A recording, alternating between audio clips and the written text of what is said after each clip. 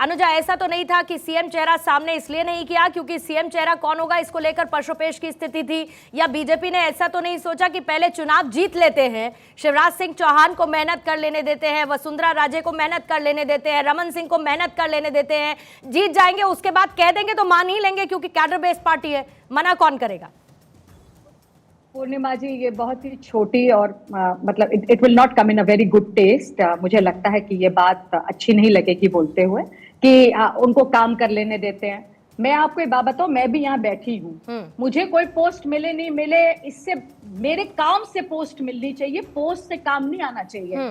कांग्रेस में पोस्ट से काम आता है, काम से पोस्ट यहाँ भाजपा में होता है। यही सबसे बड़ी रणनीति है हमारी। पहले काम हम लोग करते आए हैं, तो काम के जरिए हमें काम मिले नहीं मिले। आरएसएस को तो इसका उनको तो ये बुरा मान के बैठ जाए, आरएसएस तो कभी ना तो कभी इलेक्शन लड़ती है और सबसे काम भी वो आगे जाके करती है, तो इसका मतलब तो फिर आरएसएस तो बुरा ही मान के बैठ जाए। बात ये नहीं होती है, बात ये होती है कि आप किस तरीके से अपने पार्टी के लिए, अपने देश के लिए, सबसे पहले देश के लिए आप काम करते रहें। पार्टी सेकंड नंबर पर आती है और आपका खुद का इंडिविजुअलिटी, जो अब आप देख सकते हैं, खड़गे साहब तो अपने आप को बेचारे आगे रखते रहे, उनको तो गुलदस्ता भी नहीं मिलता अगर सोनिया गांधी जी पास में होती हैं। तो इनके लिए कितना बड़ा काम है कि खड़गे साहब की कोई वैल्यू नहीं करते।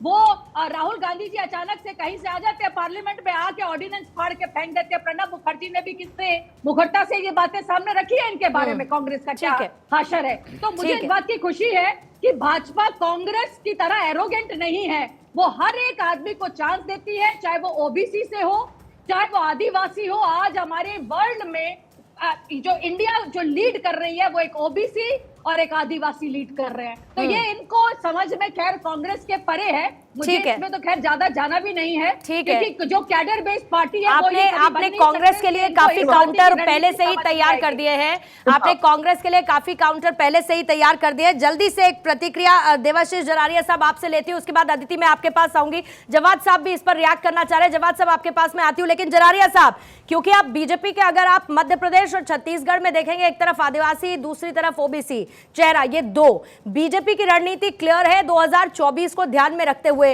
लेकिन कांग्रेस अपना होमवर्क कहां पर करती हुई नजर आ रही है? बीजेपी ने तो तैयारी शुरू कर दी है, ये क्लियर है। अभी तो संशय आपके गठबंधन से लेकर और इंडिविजुअल आपकी अपनी पार्टी की तैयारियों पर है। देखिए पूर्णिमा जी, पहली बात तो मैं भी मध्य प्रदेश के नवनियुक्त मुख्यमंत्री श्री मोहन यादव जी को बधाई प्रेषित करता हूँ। दूसरी बात ये कि देखिए, मैं अनुजा जी की बात बहुत गंभीरता से सुन रहा था और उन्होंने जितनी देर वो कहा अपनी बात को, उन्होंने खुद ही स्वयं ही 10 बार उन्होंने कॉन्ट्राडिक्ट किया। पहली चीज़ तो ये कि हमारे पास, कांग्रेस के पास इन 4 राज्यों के चुनाव में डेफिनेट फेस थे, उन चेहरों पे हम लोग चुनाव लड़ने गए। भारतीय जनता पार्टी कहेगी हमारे पास कोई सीएम फेस नहीं था, हम मोदी के चुनाव लड़ रहे थे। यही भारतीय जनता पार्टी जब केंद्र में आ जाती है तो ये पूछने लग जाती है कि हमारे पास तो मोदी का फेस है, लेकिन विपक्ष के पास कोई फेस नहीं है। तो ये कॉन्ट्राडिक्शन भारतीय जनता पार्टी में देखने को मिलता है। हमारे चेहरे नहीं जीत पाए, अब आप चेहरे जीत कर आए, आपको एक डेफिनेट मैंडेट भी मिला, उसके बाद भी आप सरकार बनाने में आपने, हमारे यहाँ पर तेलंगाना में एक राज्य में हम लोग जीते, हमारा मुख्यमंत्री आज से 4 दिन पहले शपथ भी ले चुका है, सरकार भी गठित हो चुकी है, और भारतीय जनता पार्टी आज भी इस स्थिति में कि अभी एक राज्य में उनको तय करना है कौन मुख्यमंत्री बनेगा। फिर मैं आता हूं आपके पास चुनाव के दौरान पे मोदी जी ने शिवराज सिंह चौहान जी को पूरी तरीके से अलग रखा। शिवराज सिंह चौहान जी खुद अपने आप को प्रयास करते रहे कि चुनाव में मैं दिखाऊं। बाद में चुनाव के नतीजे आए तो मीडिया में भी, अखबारों में भी और दबी जुबान में सब लोगों ने चर्चा करना चालू किया कि ये लाडली बहना और जो शिवराज सिंह चौहान जी की जो नीतियां हैं उनकी विजय। आज शिवराज सिंह चौहान जी खुद स्वयं से पूछ रहे होंगे और ये सवाल पूछना चाह रहे होंगे कि आखिर मेरी गलती क्या थी, जब उनके चेहरे पे, जब उनके सीएम रहते हुए चुनाव हुआ, उनकी योजनाओं पे चुनाव हुआ और जीत कर भी आए, तो आज उनको दरकिनार क्यों कर दिया? उसका भी सीधा सीधा सा जवाब है। आप इन दोनों राज्यों में जो आपने पैटर्न देखा और आने वाले राज्यों में भी, आप जो राजस्थान बचा उसमें भी आप पैटर्न देखेंगे। देखिए हो ये रहा है कि जो अटल आडवाणी के जो युग के जो नेता थे, जो सीनियर नेता हैं, जो आगे चलकर मोदी जी के बाद अमित शाह को जो चैलेंज कर सकते हैं, अमित शाह की लीडरशिप को जो चैलेंज कर सकते हैं, उन लोगों का पत्ता काटा जा रहा है।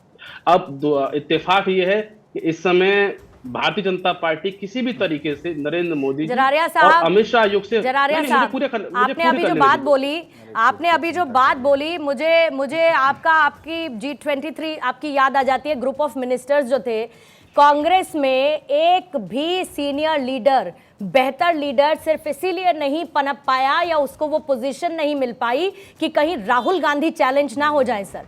और ये बात ना सिर्फ कांग्रेस के अंदर खाने की खबर है, बल्कि ये बाहर की खबर है सर।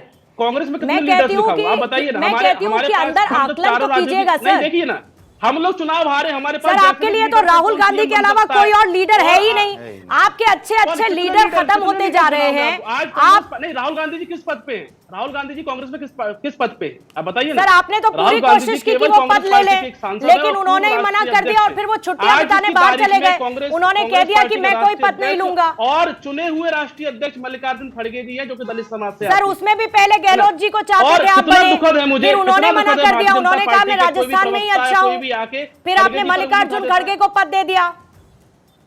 पद दिया नहीं गया है उनको, वो चुनकर आए हैं, जीत कर आए हैं, चुनाव कंडक्ट हुआ, चुनाव में जीत कर आए। लेकिन सर उसमें भी तो आपकी पशुपेश की स्थिति थी ना, किसको बनाए और किसको नहीं बनाए। पहले ऑफर गया किसी और को, एक्सेप्टेंस कहीं और से आ गया। ये स्थिति तो कांग्रेस में भी सर देखने को मिलती है ना। मैं आती हूँ जरारिया साहब, आपके पास मैं आऊंगी काउंटर के लिए। अदिति इस वक्त हमारे साथ जुड़ी हुई है। अदिति, अब मध्य प्रदेश और इसके साथ साथ छत्तीसगढ़ की स्थिति साफ हो चुकी है, लेकिन बड़ा सरप्राइजिंग फैक्टर देखने को मिला। एक तो 7वें और 8वें दिन दोनों ही राज्यों में स्थिति क्लियर हो पाई और सरप्राइजिंग फेसेस थे, इसमें कोई दो राय नहीं है। अब बचा है राजस्थान। राजस्थान में क्या होगा? क्या आपको लगता है कि छत्तीसगढ़ और एमपी की तरह ही फॉर्मूला राजस्थान में बीजेपी अपना पाएगी? वसुंधरा राजे, जो सोर्सेस के हवाले से खबर ये आ रही थी कि वो चाहती है कि 1 साल के लिए उनको सीएम बना दिया जाए, क्या वो भी मन मसोस के बैठ जाएंगी कि 2 राज्यों में भाई ये हो गया तो अब मेरा कोई चांस नहीं? क्या वहां पर भी 2 डेप्यूटी सीएम का फॉर्मूला तय होगा? और 9वें दिन इस इंतजार से हम आगे बढ़ पाएंगे कि राजस्थान में आखिरकार मुख्यमंत्री का चेहरा कौन? देखिए, सरप्राइज, सोशल इंजीनियरिंग और सीधा 2024, ये पूरा गेम प्लान ये है। मोहन यादव का नाम किसी ने भी नहीं सोचा था। अब आप देखिए कि जो सबसे सीनियर हैं तोमर साहब, उनको बना दिया उनको बना दिया स्पीकर, उसके अलावा डिप्टी सीएम। अब अगर हम मध्य प्रदेश को समझें या छत्तीसगढ़ को समझें तो छत्तीसगढ़ में एसटी और उसके बाद जो प्रदेश अध्यक्ष थे उनको, जो ओबीसी कैटेगरी में, उनको डिप्टी सीएम बना दिया। यहाँ पर क्योंकि तोमर साहब को बाकी सबसे सीनियर हैं, केंद्र से आए थे, तो उनको स्पीकर बना दिया। और आज की तारीख में गवर्नर का रोल बहुत महत्वपूर्ण हो जाता है सरकार में, ठीक वैसे ही स्पीकर का रोल भी बहुत महत्वपूर्ण होने लगा है। इसके अलावा, और होता भी है, इसके अलावा अब यहाँ पर आप देखें कि किस तरीके से मनोज यादव यानी सीधा सोशल इंजीनियरिंग बैलेंस और 2 डिप्टी सीएम बनाए गए। ठीक उसी तरह अब राजस्थान का जिक्र कर लेते हैं। अब क्योंकि एक एसटी समाज से आ चुके हैं, एक ओबीसी है, डिप्टी सीएम से सोशल इंजीनियरिंग बैलेंस की है, तो अब राजस्थान में अगर फर्ज करें तो यहाँ पर सामान्य वर्ग से कोई होगा। अब क्योंकि महिला मुख्यमंत्री को अगर रिप्लेस किया जाएगा, और जो ये खबर थी कि 1 साल वाला, ये सही नहीं है। ये सही बात यह है कि वो वसुंधरा राजे पहले जेपी नड्डा से मिली, फिर अमित शाह से मिली और उनको ये आश्वासन दिया गया कि हम मिलकर काम करेंगे, बस हम मिलकर काम करेंगे। और उसी आश्वासन के साथ पॉजिटिव नोट पे वो जयपुर वापस चली आई। अब सवाल ये उठता है कि जिस तरीके से पुराने युग से नए युग में आना चाह रही है भारतीय जनता पार्टी, 2024 के लिए सोशल इंजीनियरिंग और विपक्ष के इस ओबीसी आरक्षण, मेजॉरिटी में मेजॉरिटी को काटने वाला जो ये फॉर्मूला है, उसको चित करती हुई नजर आ रही है। तो ऐसे में भारतीय जनता पार्टी राजस्थान में भी किसी या तो ब्राह्मण या राजपूत को लेकर आएगी, और उसके अलावा जो डिप्टी सीएम बनेंगे उसमें सोशल इंजीनियरिंग उस स्टेट की बैलेंस की जाएगी। सवाल ये उठता है कि अगर महिला को हटाते हैं तो क्या महिला लाई जाएंगी? और अगर महिला के लिहाज से देखें तो वहां पे कौन है? वसुंधरा राजे हैं, या तो उनको रखा जाएगा अगर, और जिस तरीके से ये ट्रांजिशन फेज पे पार्टी लग रही है, पुराने चेहरों को, जब शिवराज सिंह चौहान सिटिंग सीएम थे उनको वापस से रिपीट नहीं किया गया, तो वसुंधरा राजे को क्या किया जाएगा, एक बड़ा प्रश्न चिन्ह है। और महिला को हटा के महिला को बनाया जाएगा तो दिया कुमारी है। दिया कुमारी के पास क्या एक्सपीरियंस है? वो एक बार की विधायक है, एक बार की सांसद है, इतना ही उनके पास एक्सपीरियंस है।